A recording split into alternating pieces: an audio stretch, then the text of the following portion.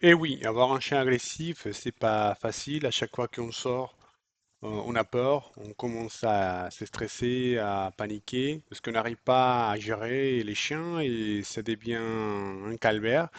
Mais vous inquiétez pas, je vous demande de me donner 5 minutes afin de vous donner des conseils. Aujourd'hui, je vous réponds à vos questions sur Facebook, parce que des fois, on pose des questions sur Facebook afin de chercher des réponses. Donc voilà, on va discuter par rapport à ça. Mais si vous voulez qu'on discute, qu'on analyse votre cas, n'hésitez pas à me contacter. Vous savez mes coordonnées en bas. Ou si vous voulez faire ma formation en ligne afin de travailler tout ça par vous-même, n'hésitez pas à aller les voir. Donc voilà.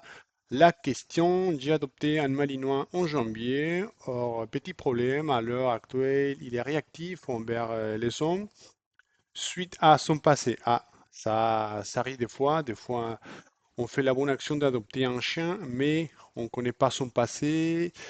Et des fois, oui, ça devient compliqué, surtout si le chien est agressif ou réactif.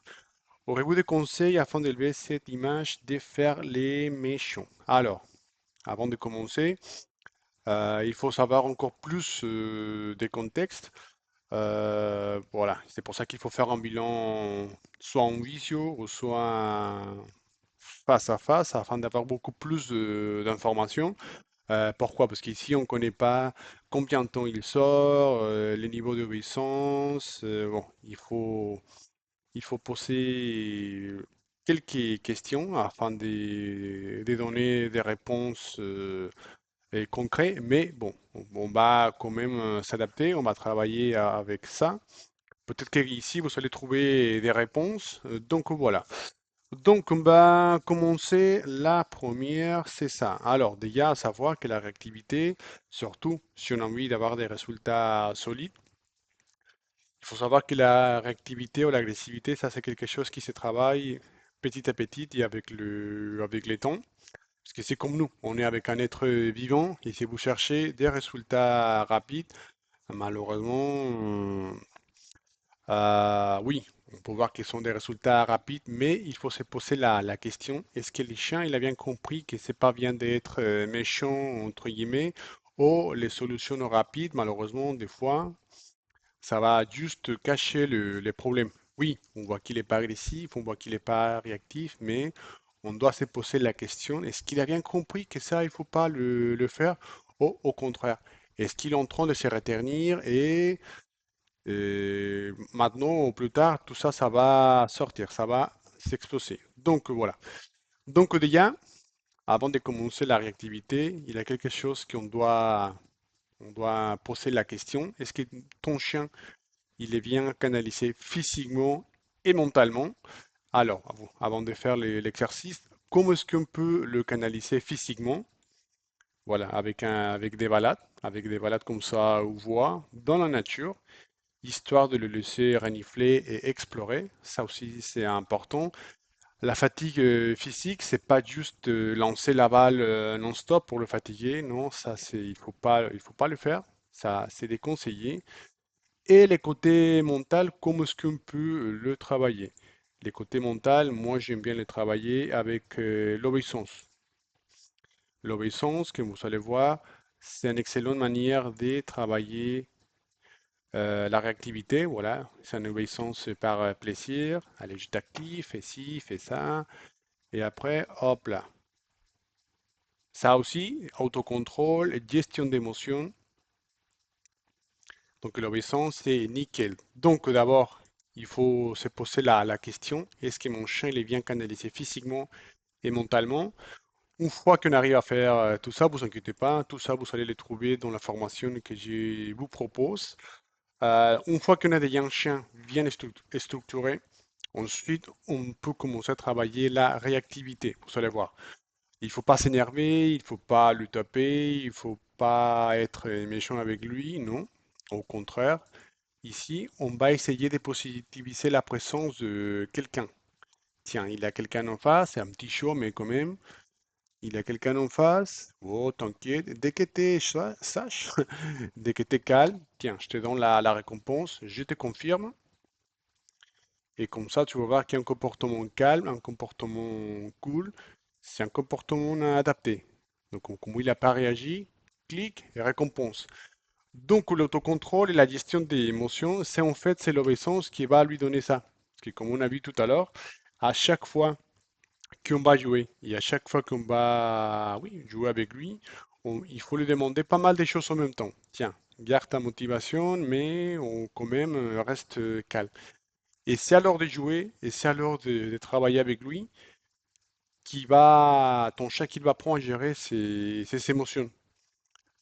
Parce que maintenant, si on commence à faire tout ça et lui, il n'est pas habitué à se contrôler, à gérer ses émotions, on ne pourra pas le faire. Donc, comme il n'a pas réagi, tiens, récompense. Alors ça, il faut le faire dans un endroit neutre, dans un endroit qui personne va nous déranger, parce que sinon, ça sert à rien. Donc, il faut le faire dans un endroit calme et il faut le faire petit à petit. Donc ici, il y a quoi comme élément qu'on utilise? Autocontrôle, gestion d'émotion, encore une fois. Code de communication, à chaque fois qu'il va s'activer, et non, non, non, non. Et on change de direction, vous allez le voir. Et aussi gestion de la laisse. Tout ça, vous inquiétez pas, vous allez le trouver dans la formation en ligne. Ça apparaît ça, vous allez voir, il m'échappe. Et ça, on le corrige avec un non. Eh non, non, non, non, ça c'est pas bien. Non, non, non. Et on change de direction. Il faut pas s'énerver, il faut pas le taper, il faut pas être méchant parce qu'un chien apprend par association. Et justement, si on essaie de le rééduquer, si on est méchant avec lui, il va se dire, ah voilà, je le savais qu'il y a un homme face à moi, ça va pas être bien. Donc, comme il n'a pas réagi, tiens, il récompense. Dès qu'on voit que ça passe bien et que lui il est fait nickel, ensuite on va monter un petit peu la difficulté. Donc voilà, on est dans un endroit calme, oui, mais il y a du monde. Bon, il a trois personnes et c'est la même chose. Allez, t'es sage, clique, récompense. C'est un comportement adapté, c'est un comportement qui me plaît, je te confirme. C'est pour ça que c'est impératif de travailler avant l'obéissance, la dépense mentale, la dépense physique, parce que si lui, ici, il est déjà actif, on ne peut rien faire, c'est trop tard. Donc justement, il faut s'anticiper, parce qu'à chaque fois que l'huile va monter, que l'huile il devient déjà agressif, on ne peut pas, on peut rien faire. C'est pour ça qu'il faut travailler beaucoup avec l'autocontrôle et la gestion d'émotions avant de faire ça. Donc ça, c'est impératif. On va dire que pendant la rééducation d'un chien agressif, la dernière chose à faire, c'est la désensibilisation. C'est les choses que l'on essaye de faire ici. D'abord, autocontrôle, encore une fois, gestion d'émotions, obéissance, dépenses physiques, dépenses mentales. Parce que tout ça, ça va nous donner une structure de travail. Et une fois qu'on a déjà une structure de travail, tout ça, on va l'utiliser face à quelqu'un, ou face à un congénère, face à un vélo, peu importe la situation. Si on n'a rien construit dans sa tête, on est un peu dévali, on ne sait pas, on ne pourra pas le guider bien comme il faut. Voyez ici, tu vois, code de communication. Ah oui, t'es sage, tu gères tes émotions, obéissance, etc. Tout ça, apparemment, c'est compliqué, mais non, c'est simple. C'est pour ça que n'hésitez pas à me contacter si vous voulez qu'on discute de votre cas, ou sinon, vous savez, encore une fois, mes formations en ligne. Mais bon, dès qu'on voit que ça passe bien, nickel, voilà, elle commence déjà à devenir cool, on va augmenter la difficulté. Voilà, ici, on est en centre-ville, il y a pas mal de monde. Il n'est pas muselé, attention, parce que lui, on fait confiance en lui. C'est pour ça que si vous voyez un éducateur qui, à chaque fois, mais bim, avec un chien agressif, il est obligé de mettre la muselier, ça veut dire qu'il ne fait pas confiance à lui. Ici, moi, je sais que lui, il est déjà bien. Il arrive à gérer ses émotions. Il est déjà canalisé physiquement et mentalement. On a un code de communication clair. Donc, je sais qu'il ne va pas réagir. Ouais, t'es sage, ouais, ça c'est bien. Et ici, attention, on est en statique, donc ça c'est encore plus compliqué, puisqu'on ne les donne pas les choix. Idéalement, il faut bouger, il faut avancer. Vous voyez, la personne qui passe, et lui, il faut, oh, ça c'est bien. On peut pas le voir, mais la dame, elle est pas. Ça c'est bien. Mais ici, on est dans un endroit compliqué et on est statique. Alors, douzième question. Donc, ça, c'est comme ça qu'on va positiviser la présence de quelqu'un. Allez, on va à la question suivante. Allez, c'est parti. Bonjour, mon conjoint, un Malinois de 10 mois, et malheureusement, à cause de la gardiose, il n'a pas pu le socialiser correctement. Jeune, il est réactif, congénère et humain, donc les promenades sont compliquées. Ah, ça, ça c'est vrai. Du temps, et surtout avec un Malinois. Nous sommes à la recherche des conseils pour un bon éducateur comportemental libre. Encore une fois, il y a pas mal de choses il y a pas mal de questions à poser avant de faire, de travailler la rééducation, mais on va le voir globalement. Allez, c'est parti. Donc déjà pour sociabiliser un chien, c'est parti. Déjà, avant de socialiser un chiot, il y a des choses à éviter, notamment les parcs canins. Parce qu'ici, c'est la bagarre. Ici, les chiens apprennent à jouer, à être hors de contrôle, jouer à la chasse. Et ça l'aide pas à gérer ses émotions. Et il faut des mauvaises expériences comme ici. Et ça, vous allez voir que les problèmes de comportement de votre chien, ça va exploser. Donc ça, c'est pas socialiser, ça c'est la bagarre, ça c'est faire de n'importe quoi. Imaginez que vous avez un enfant et au lieu de voilà, d'aller à l'école et faire des choses comme ça, ses copains à la classe, ils vont prendre le contrôle. C'est la même chose. Socialiser un show, c'est ça, avec un chien adulte qui va l'aider à travailler les codes de communication qu'elle a pris déjà de sa maman. C'est ça la socialisation. Mais bon, on va essayer de les resociabiliser. Donc déjà, c'est un cas un peu particulier parce qu'il faut travailler déjà la réactivité. Donc, comment on va faire ça?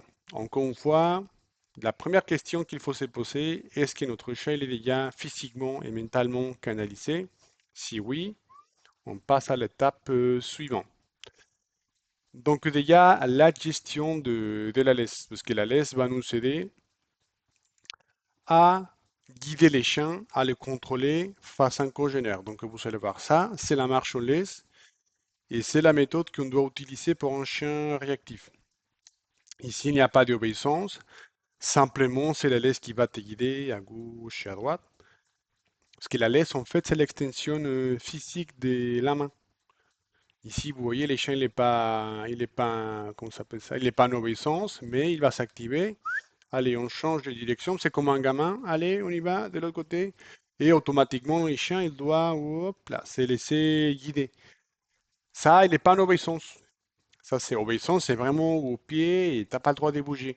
Ça, c'est la marchandise, simplement. Une fois qu'on voit que ça passe bien, que lui, c'est les idées super bien pour la laisse, ensuite, on passe à la désensibilisation. Oui, il faut travailler avec certaines distances. Si on sait qu'à 10 mètres, il n'est pas actif, bon, on va le faire voir un chien, et comme ça, vous allez voir, c'est beaucoup plus simple si je vous explique comme ça. Allez, c'est parti. Donc, nous avons un petit chien réactif, un croisé malinois, un croisé... Et une fois qu'il va s'activer, hop, je t'appelle, et il faut que la laisse soit un automatisme. Ah, la laisse m'appelle de l'autre côté, allez, on va de l'autre côté. Ensuite, on va utiliser les structures qu'on a travaillées à l'avance, c'est-à-dire l'obéissance, afin d'éviter un mauvais comportement. Vous allez voir. Donc avant que tu commences à t'activer, je t'appelle, suivi des laisses. Ici, c'est impérativement que les chiens commencent à se laisser guider. Ensuite, vous allez voir. Je l'appelle, je le mets en obéissance, que c'est un exercice qu'il doit savoir déjà à l'avance. C'est pour ça qu'on a dit qu'on ne peut pas juste travailler la activité comme ça. Il faut vraiment avoir une structure de travail précédente. Ici, attention, de l'autre côté, il y a une espèce de pitbull, un molosse comme ça, réactif, pareil, mais lui, c'est un élève déjà avancé parce qu'il est en statique, il ne bouge pas. Voilà, avant de que tu commences à t'activer, je t'appelle. Ça, vous voyez, il a du mal à déconnecter. C'est pour ça l'importance de la laisse. Tu changes, il ne faut pas s'énerver, il ne faut pas crier. Voilà, et une fois qu'il est comme ça, allez, tu connais déjà la marche au pied? Allez, on va au pied. Pareil, si on a travaillé déjà l'exigence, il sait qu'une fois qu'on est au pied, même si on a la nourriture, il n'a pas le droit de bouger. Il n'a pas le droit de faire des bêtises. On est en obéissance et il faut rester en obéissance parce qu'à la fin, on va lui donner quand même la récompense. Une fois qu'il est déjà ici, allez, la même chose, mets-toi en obéissance. Tout ça dans la tête des chiens et c'est positif parce que vous voyez comment il est content, il est motivé. Mais simplement, on essaie d'utiliser la structure qu'on a déjà à l'avance. Et maintenant, allez, on va de l'autre côté. Ouais, ça c'est bien. Mais il faut que l'obéissance soit hyper positive. Ça, vous inquiétez pas, vous allez les trouver, la manière de travailler tout ça dans les formations en ligne. Et petit à petit, voilà, on commence à l'habituer avec son propriétaire à rester comme ça face à un chien à côté. Et tu focalises, non, non, non, non, non, et on change de direction. Ou sinon, on peut le mettre en obéissance. Lui, il n'est pas en obéissance et lui non plus. Allez, on va voir si ici on voit la même chose. Allez, obéissance. Ouais, ça c'est bien au pied. Donc lui, il est déjà en obéissance.